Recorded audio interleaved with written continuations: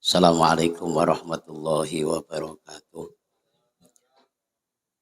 A'udzu billahi minasyaitonir rajim. Bismillahirrahmanirrahim.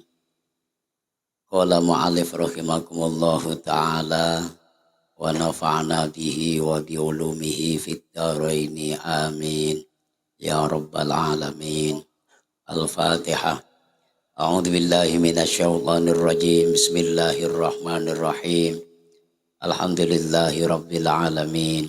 Ar-Rahmanir Rahim. Maliki yaumiddin. Iyyaka na'budu wa iyyaka nasta'in. Ihdinas siratal mustaqim. Siratal ladzina an'amta 'alaihim ghairil maghdubi 'alaihim waladdallin. Rabbighfirli wa liwalidayya wa lil mu'minina amin. Qala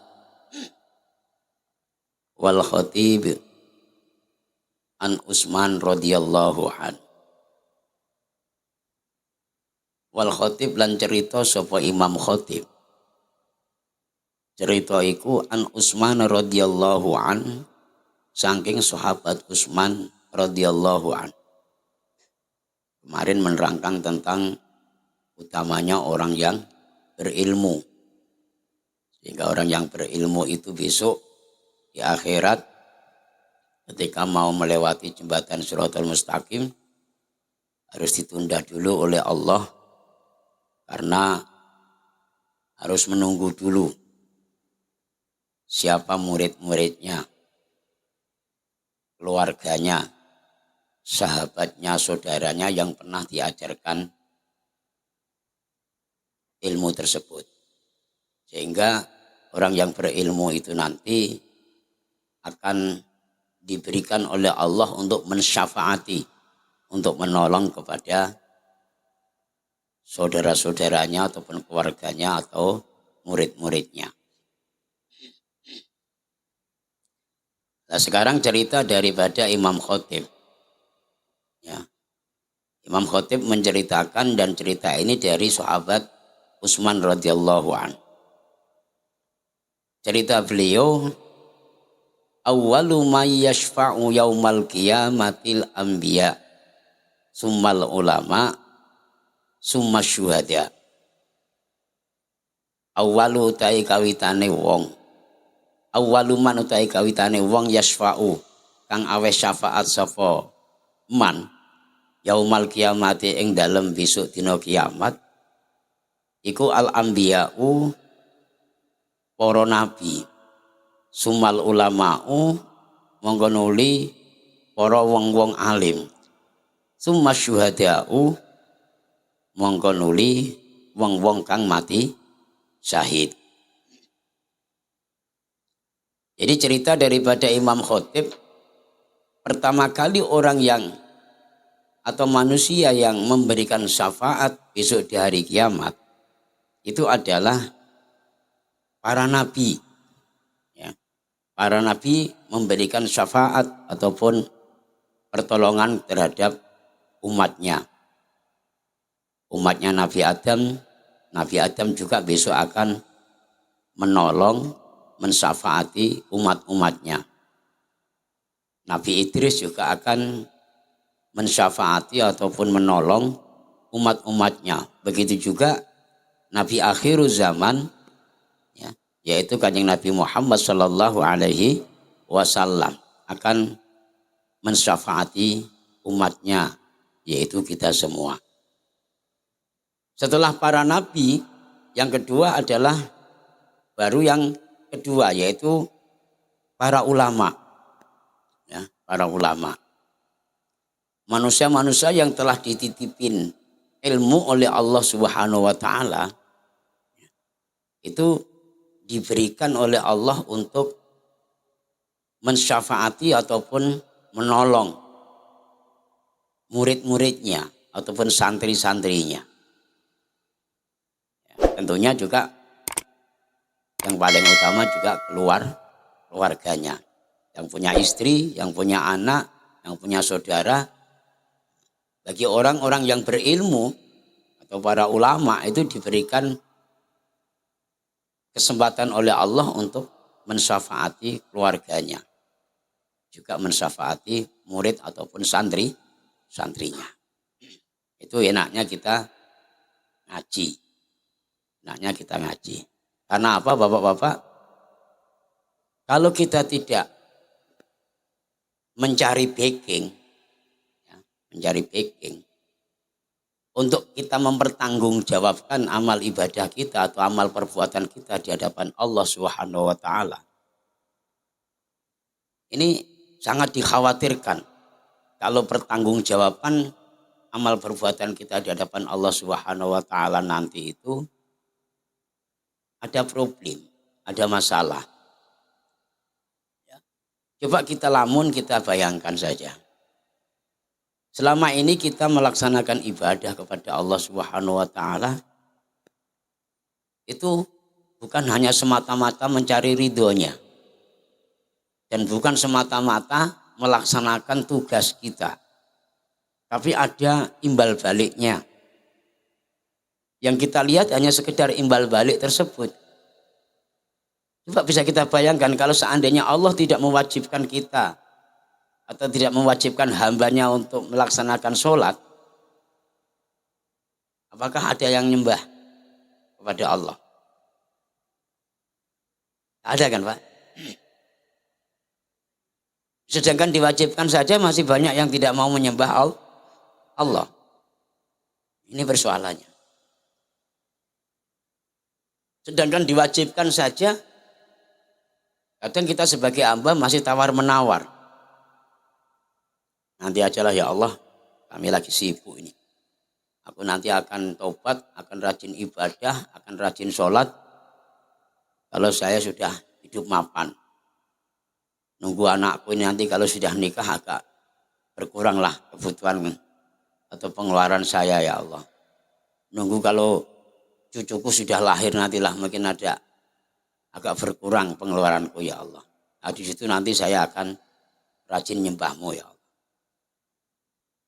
Sama kan dengan ngaji. Ngaji ya nanti kalau sudah senggang waktu saja. Kalau sekarang ini saya akan fokus untuk bekerja dan bekerja untuk mendapatkan duit atau mencari duit. Nanti kalau sudah terkumpul duitnya, baru saya akan rajin ngaji. Saya akan usahakan untuk ngaji terus. Seperti itu kan Pak?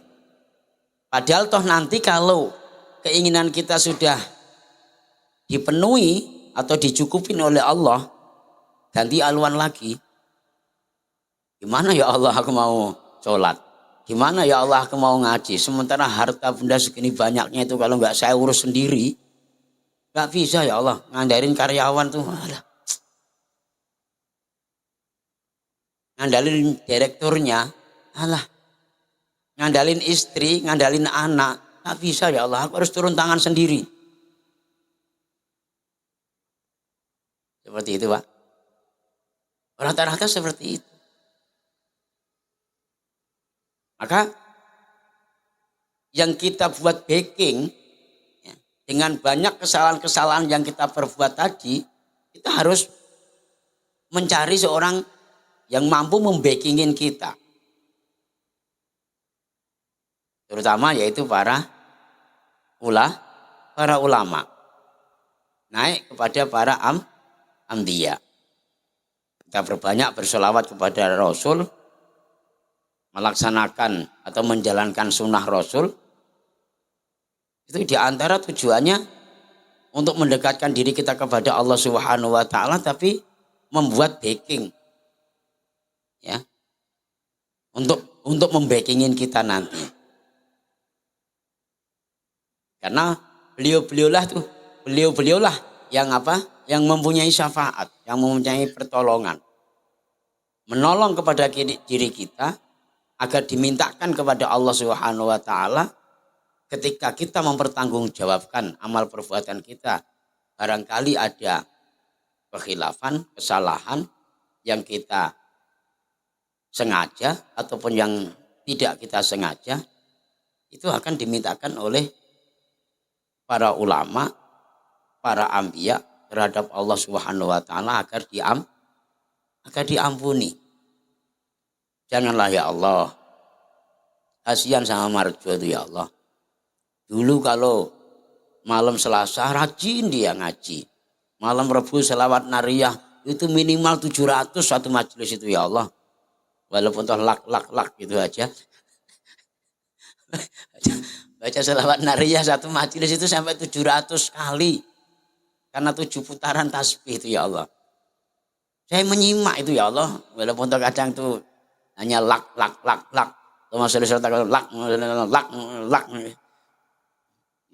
Tapi itu sudah sudah gandrung sama saya ya Allah.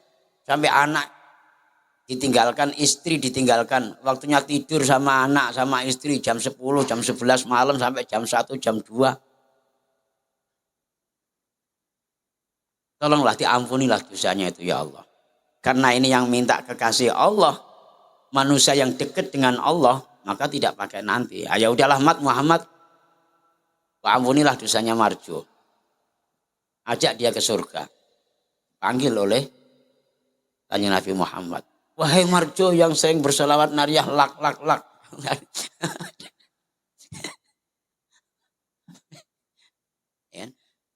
Secepatnya lah masuk ke surga. Udah diampuni dosamu. Enggak pakai ribet.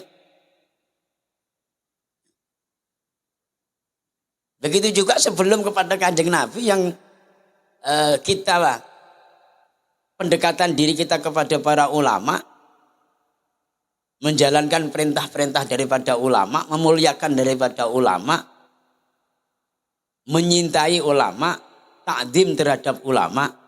Ulama juga enggak tega, Pak. Enggak tega. Walaupun toh ngajinya itu masuk telinga kanan, keluar telinga kiri, sampai ke pengajian itu molor ataupun ngorok ataupun tidur, ya enggak apa-apa. Saking kasihannya bertahun-tahun loh. Wah, Pak Alwan itu duduk di majelis taklim Al-Ittihad, ya kan? Jalankan mujahadah, istighosah, kemudian torekohnya juga. Saking capeknya kerja seharian, datang ke majelis taklim langsung ngorok. Tapi kasihan. Sedangkan yang di sana aja yang nggak pernah ngaji aja disyafaati Rasul. Masa enggak saya tolong? Pak Alwan, ayolah. Habis aku lagi mempertanggungjawabkan amal perbuatanku Pak Yai. Udah, nanti malaikatnya biar saya calling nanti. Itu anggota saya. Bisa seperti itu Pak? Bisa kan? Ulama akan diberikan prioritas oleh Allah untuk mensyafaati atau menolong muridnya. Begitu juga para nabi diberikan prioritas oleh Allah untuk menolong umatnya, termasuk kita. Nah, kita punya backing berapa? Nah, backing 2. 1 Kanjeng Nabi, 2 ulama. Kemudian yang ketiga, summa syuhada'u. Orang yang berhak untuk memberikan syafaat ataupun pertolongan itu adalah orang-orang yang mati syahid. Orang-orang yang mati syahid.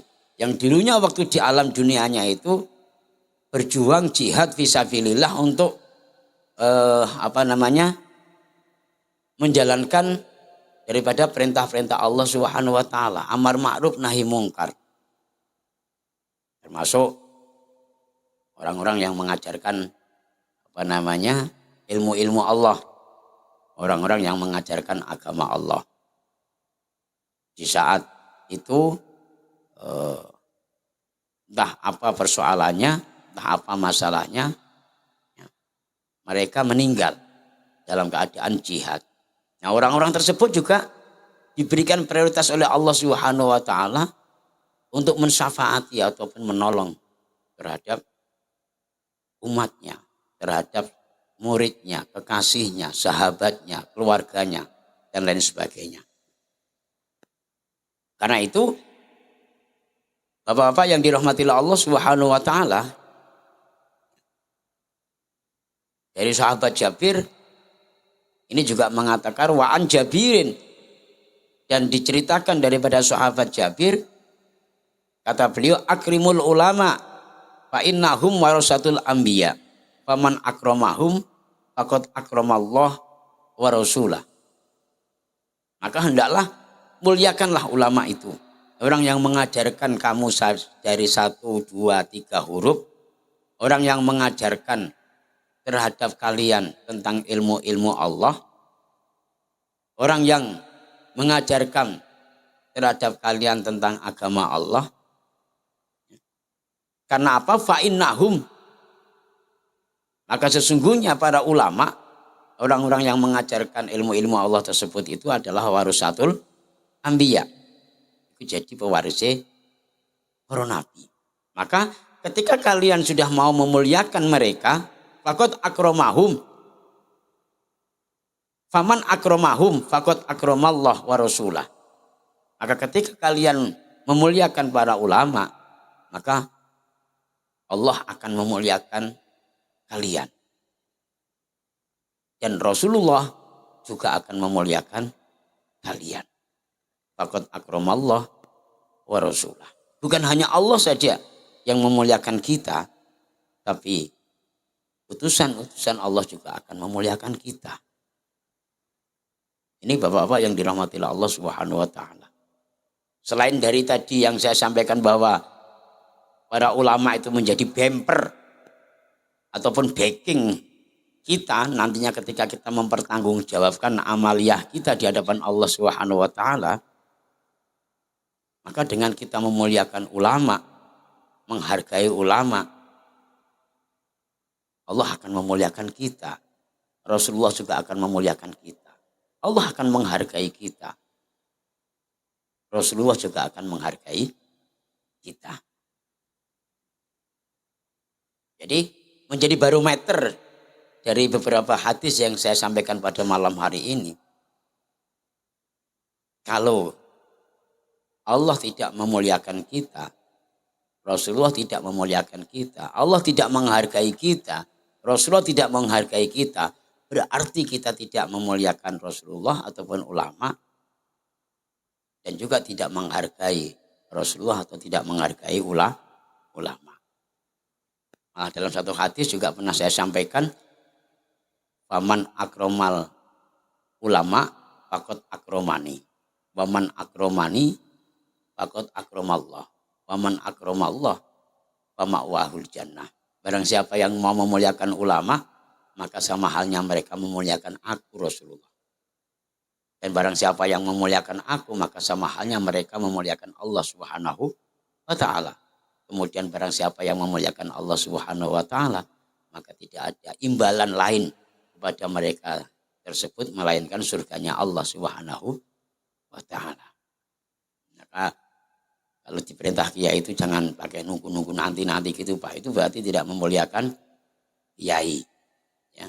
Jadi udah dikasih saran kan, ini obatnya harus ini caranya seperti ini. Kalau nanti berarti tidak menghargai kiainya karena ini rekomendasi dari seorang kiai. Kiai saya maksudnya, bukan saya yang menyampaikan. Kan begitu. Nah, mudah-mudahan ada manfaatnya dan ada barokahnya. Amin ya rabbal alamin. Al-Fatihah. A'udzubillahi minasyaitonir rajim. Bismillahirrahmanirrahim. Alhamdulillahi rabbil alamin. Ar-Rahmanir Rahim. Maliki yaumiddin. Iyyaka na'budu wa iyyaka nasta'in. Ihdinas siratal mustaqim. Siratal ladzina an'amta 'alaihim ghairil maghdubi 'alaihim waladdallin. Rabbighfirli wa liwalidayya wa lil mu'minina amin.